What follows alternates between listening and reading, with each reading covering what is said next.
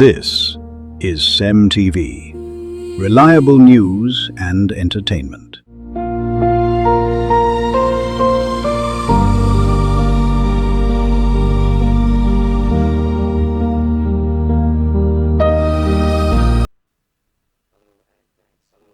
To CEMTV News on the hour. Remember, truth first, you next. Stay informed to stay empowered. I'm Miabaka Yenengi on the news. And the including stories are: first, the headlines. Independent National Electoral Commission says it will await Federal High Court judgment before deciding on Nigeria Democratic Congress's registration. Center for the Promotion of Private Enterprise warns against Senate's proposal to ban textile fabric imports. Pressure mounts on South Africa as xenophobia tensions force thousands to flee. Details of these and other stories in just a moment. Please stay tuned. What's on your mind today? The goal by Victor Osimhen was amazing. The economy, isn't that what's on everybody's mind? I would like to see more women in positions of authority. If you heard and saw it from CEMTV, you can take it to the bank. CEMTV, your reliable source of news, information, and entertainment.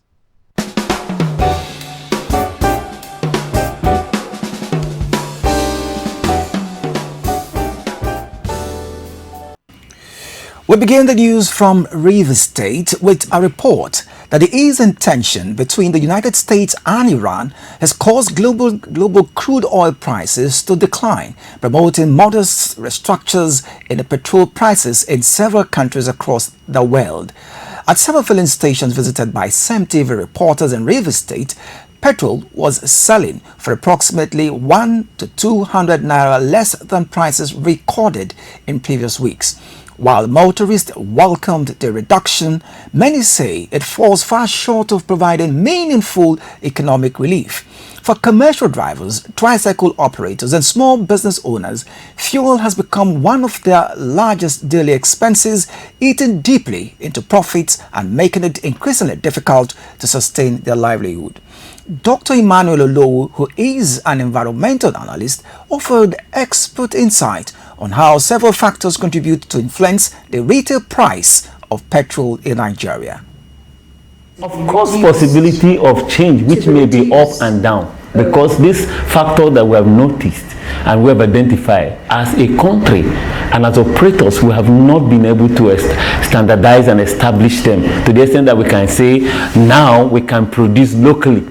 If we are going to continually be getting this product outside, some factors are not in our control, and there's nothing we can do about it. And of course, you know that there are issues of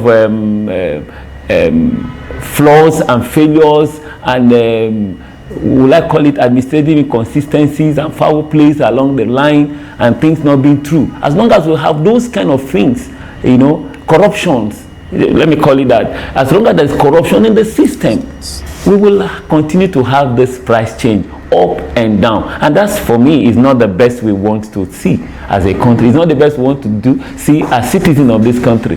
The government and the people, in fact, the people of this country demand and deserve to be, to have a good life. And of course, the petroleum product plays a lot of role in moderating what happened with other. But even though the latest reduction has been welcomed by consumers, many Nigerians believe that the true measure of relief will not be a marginal decrease at the pumps, but fuel prices that are stable, affordable, and capable of easing the alarming cost of living. Still reporting on the high cost of living, the menace continues to take a toll on many Nigerians, with the cost of renting a home increasingly significantly across many communities in Rivers State. Residents who spoke with CEMTV News said rental prices have doubled or even tripled over the past few years, making it increasingly difficult for many households to afford decent accommodation. Let's hear from them. the rent currently is on the high side as compared to, let's say, a few years ago. The rent I paid 2024/2025 is like I'm paying like, let's say, 3 times of what I used to pay. Then I was paying 300k. Yeah, I was paying 300k. I'll be 350k for a 1-bedroom flat, and then currently I'm paying 850k. So I see the difference. I think it would be better if they can come up with a particular agency or ministry that can look into this particular issue of housing wahala. If they can form a body, I don't know if the landlords or agents, they have a kind of union or something, but I think it's something that has to be trashed collectively. They need to talk to them to maybe bring down, slash their houses. But I don't know how possible that would be, because most of them will tell you, you weren't there when I put up this structure, I know how much it cost me and all of that. So I don't know. But if the government can come up with a kind of body, a committee that can look into it, then I think there should be possible. Some tenants attributed the sharp increase to the rising cost of living, while others accuse property agents for arbitrarily inflating rental prices. House rent in Port Harcourt is so high. It has not been easy at all for us to pay rent. Even when there is no market, at the end of the day you pay your rent. It's very, very high. If government should do something about it, we'll be very happy. We are really, so many people are going down because of house rent. House rent and shop rent is something else in Port Harcourt. As in 2-3 years ago, house rent was like 100,000, some is 80,000. The same shop is 300,000. Wow. 300,000 a year now. It's the government to, inflation? Yes, it's the government. I believe it's the government, because everything have gone high. Even cement, they say things to use to build house is very high now. So that is why they increase the house rent. It's not only just the government. They have to reduce things, cost of things in this. Others expressed concern that the continued rise in rent could force many families to relocate to remote or rural areas or struggle to meet their financial obligation. The residents called for measures to address the rising cost of housing, saying access to affordable accommodation remains a major challenge and the country's current economic realities. Well, this year they increased it to, because it's self-contained, to 500, but as for last year it was 300 to 50. 300 to yes, 50. Yes. The things are very, very difficult. We are still managing, looking upon God in order for things to end, to change. That is what we are praying for. Anything that government know they can do, let them help us, we the poor, because everywhere is tight for us. Those that have children like us, we are managing. 2024, I pay here 12,000 per month. But last year, landlord, they increased it to 30,000. This small place. Wow. So where are we going? It's too big, it's too much. So that's like 360. Yes, it's too much for us. Government should help us. Government to put mouth for this matter. It's agents they are causing it. Yes. Okay, how do you think they cause it? Because when sometimes now this place come out, the agent will move to landlord. So person collects so amount. You are still collecting this. Landlord will say, hey, thank you. So that they will increase their agent fee 20%. So it's agent they are causing it. It's not landlord, them is agents. The agent that is army born, and then they go. They tell landlord, so person collect this, so person collect this. Is agent there. So government should put mouth for this matter, because we are dying. It's not everybody that can afford 30,000. What are we selling? What are we selling here? Everything costs in the market. When you bring it, you cannot from there feed. All the money will go. As the cost of living continues to rise, many Nigerians say access to affordable housing remains a growing concern, with calls for practical measures to ease the burden on tenants. And in another development in Rivers State, a Nigerian woman named Habibat Salawuddin Ihiovi Jack is aiming to set a new Guinness World Record for the longest marathon Bible reading by reading continuously for 144 hours in Port Harcourt, Rivers State. The challenge, tagged 144 hours in the Word, began on June 22, 2026 at Novotel Hotel in Port Harcourt and is expected to end on July 2nd, 2026, in line with Guinness World Records good guidelines. As of Sunday, 28th July 2026 morning, Habibat had surpassed the 100-hour mark, moving into the final stage of the attempt, as videos shared online show her reading aloud while family, friends, and church members cheer her on. According to the organizers, the record attempt follows Guinness World Record rules, which require participants to read continuously with only short breaks allowed for essential needs. Habibat, a member of the Summit Bible Church in Port Harcourt, said the challenge is a faith-driven effort to encourage more people to engage with the Bible. And on the national scene, the Independent National Electoral Commission (INEC) says it will not make any decision on the Federal High Court judgment affecting the registration of the Nigerian Democratic Congress (NDC) until it receives and reviews the certified true copy (CTC) of the ruling. INEC's Chief Press Secretary Adedayo Oketola said the Commission is aware of the court's decision but cannot comment on its implications until its legal department studies the judgment and advises on the next step. Federal High Court in Lokoja had on Friday set aside its earlier judgment that ordered INEC to register the NDC as a political party. The court ruled that the earlier decision was made without including the Peace Movement Party, which claimed ownership of the logo used by the NDC in its registration case. Therefore, it directed that the case be heard afresh with all relevant parties included.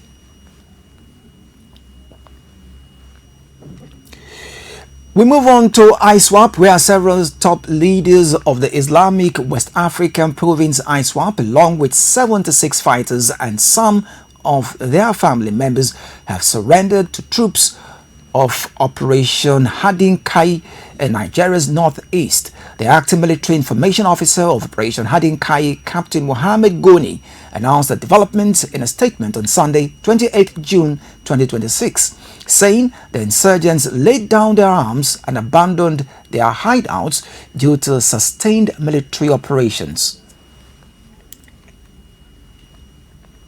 According to Goni, the surrendered commanders and fighters are currently undergoing profiling and debriefing in line with military procurement's procedures, noting that the latest surrender reflects the success of ongoing counter-terrorism operations which have weakened the insurgents by dismantling their camps, disrupting their command structures, and limiting their movements.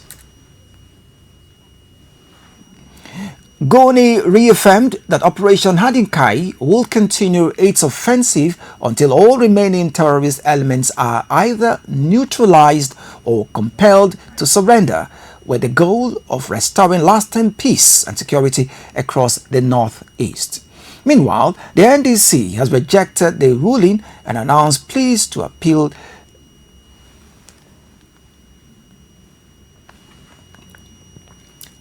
When the news continues, these and other stories will come your way. The private enterprise CCP has warned against the Senate's approval proposal to ban textile fabrics, saying the move could do more harm than good to Nigeria's economy. The group has stated that the ban will disrupt the fashion garment industry.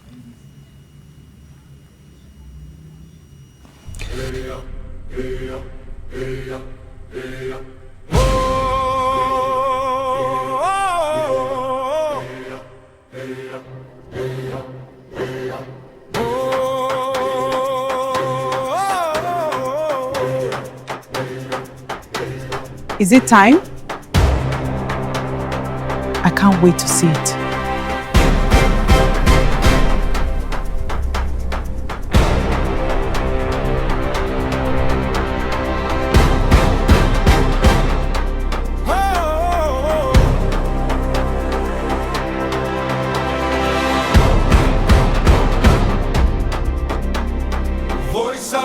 people, stories that matter. Oh, wow! Haha! Truth in every moment, now and forever. Across every border, across every land, we form, we empower, together we stand.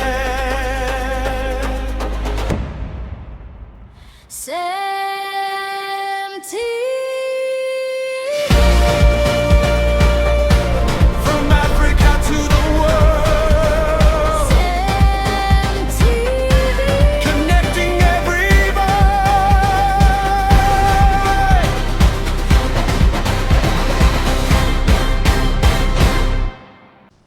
What's on your mind today? The goal by Victor Osimhen was amazing. The economy. Isn't that what's on everybody's mind? I would like to see more women in positions of authority. If you heard and saw it from CEMTV, you can take it to the bank. CEMTV, your reliable source of news, information, and entertainment.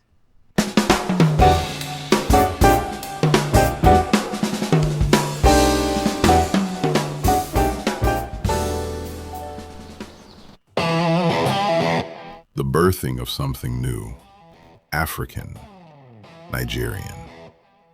Our vision is to become a leading and trusted television network in Africa and beyond, delivering credible news, inspiring stories, and engaging entertainment that informs, empowers, and connects communities. CEMTV, from Africa to the world.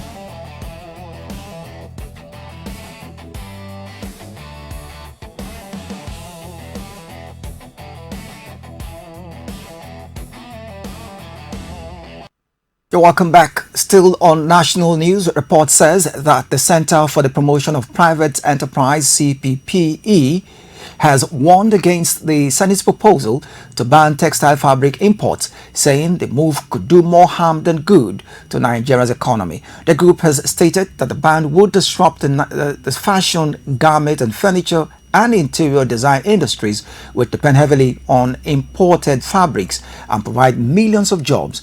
According to the CPPE, the real problems facing Nigeria's textile industry are high production costs, poor infrastructure, expensive electricity, smuggling, and inconsistent government policies, not import competition. Instead of banning imports, the organization urged the government to improve local production through better funding, lower production costs, support for cotton farmers, and stronger patronage of locally made textile. And on African news, more than 15,000 Malawian nationals have been processed for voluntary return from South Africa, where thousands more waiting in temporary camps ahead of planned anti-migrant marches scheduled for June 30th, 2026. The mass exodus follows weeks of xenophobic unrest that have left several people dead, prompting countries including Malawi, Zimbabwe, Mozambique, Nigeria, Ghana, Kenya, and Democratic Republic of Congo to evacuate their citizens. At the Beit Bridge border crossing alone, more than 8,200 foreign nationals have been repatriated, including nearly 6,700 Malawians. Although South African authorities have condemned vigilante actions and insisted that only the state can enforce migration laws, critics say the continued displacement of thousands of Africans and the growing fear of fresh attacks raise questions about whether enough is being done to prevent xenophobic violence. With security forces on high alert, many foreign nationals remain uncertain about their safety. Reports on the foreign scene says that the death toll from the devastating earthquakes that struck Venezuela has risen to more than 1,400. But tens of thousands of people still reportedly missing as search and rescue operations continue. Authorities have warned that the number of fatalities is expected to increase as emergency teams search hard-hit communities. Among the dead are 9 Spanish nationals, according to Spanish Prime Minister Pedro Sanchez, who said Spain will continue to provide consular support and assistance to those affected. Spain has also deployed soldiers and firefighters from its emergency military unit to support humanitarian and disaster response efforts. Venezuelan officials say relief operations remain underway as rescuers race against time to locate survivors buried under the rubble.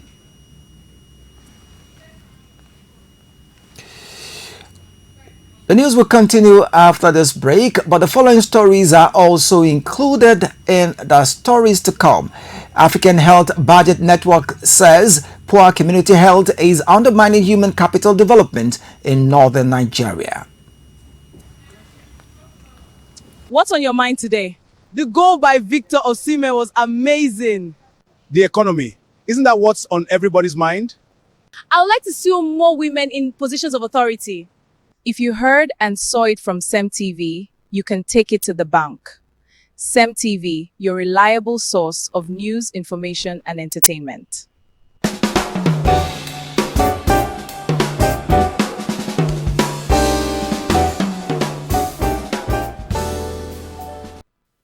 In health, the African Health Budget Network says poor community health is undermining human capital development in northern Nigeria, citing high maternal and child mortality, low immunization rates, weak primary health care, inadequate funding, and shortage of health workers as major challenges.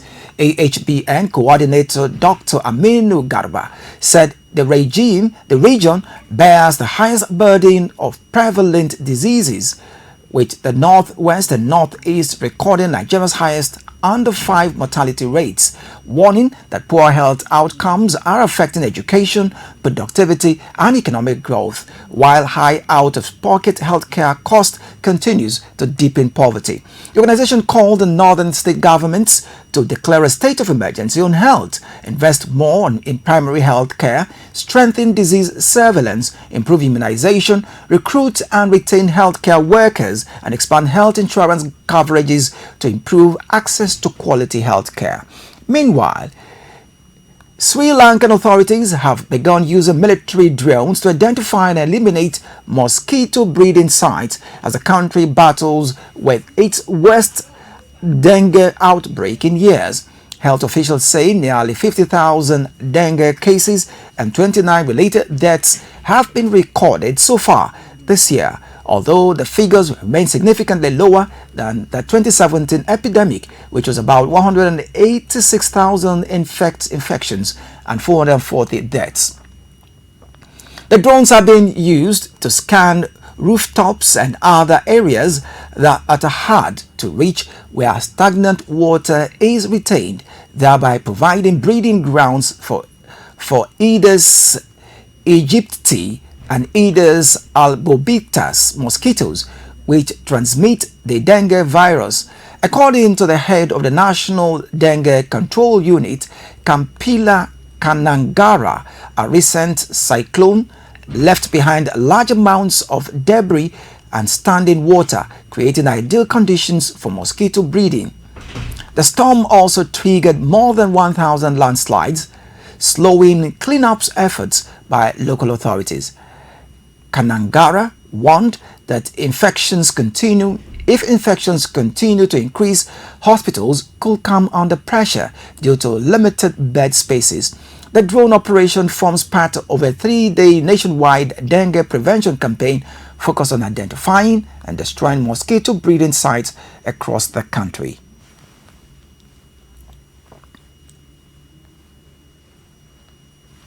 In business, the chairman of the Nigerian Communications Commission, NCC, Chief Idris Ibinkule Olorinimbe, has called on global phone and device manufacturers to establish production plants in Nigeria. Speaking at the Digital African Summit in Shanghai, China, he promised to help companies secure presidential incentives and waivers if they begin building factories in Nigeria before November.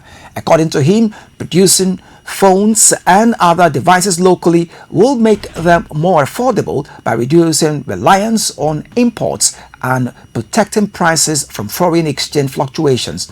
He also said that the NCC is working to provide free access to educational websites through zero-rated data services so students can learn online without using their data.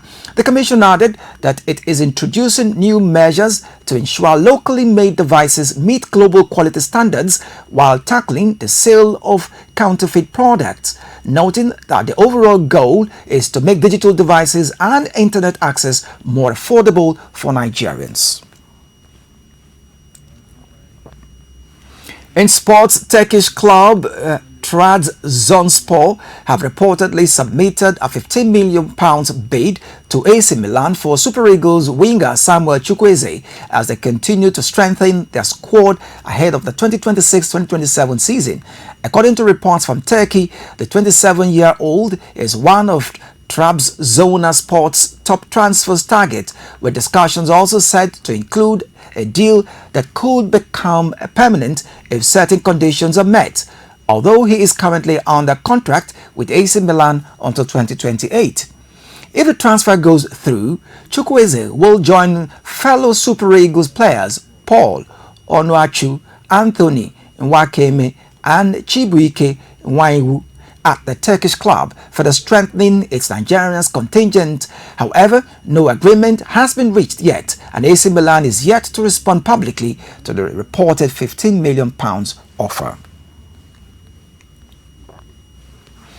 And on CEMTV Entertainment News, UK-based Nigerian business safety expert and content creator Gengem has stirred reactions online after sharing her views on relationships and infidelity during an appearance on the Clarity Zone podcast. Gengem claimed that cheating has become common in many relationships in Nigeria, saying, quote, "Men cheat more, women cheat better," unquote, and adding that some women tolerate infidelity as long as it remains discreet. She also reflected on her personal life, revealing that she spent 7 years in an on and off relationship that ended without marriage. According to her, the breakup became more painful when her former partner proposed to another woman just 3 months after they separated. And with that report, we wrap up CEMTV News at the moment. But please go online and follow, share, subscribe to CEMTV News. But before we go, let's also look at the headlines once again. Independent National Electoral Commission has said it will await Federal High Court's judgments before deciding on Nigeria Democratic Congress registration. Center for the Promotion of Private Enterprise has warned against Senate's proposal to ban textile fabric imports. Pressure mounts on South Africa as xenophobic tensions force thousands to flee. African Health Budget Network has said poor community health is undermining human capital development in northern Nigeria. Gengem has stirred reaction online after sharing her views on relationships and infidelity. That wraps it on CEMTV News on the hour. Please follow us on all our socials, CEMTVPLUS across X, Facebook, Thread and Instagram. You can also watch live on YouTube. Remember, truth first, you next. Stay informed to stay empowered. I am Mebaka Iyenenge. Do have a wonderful day.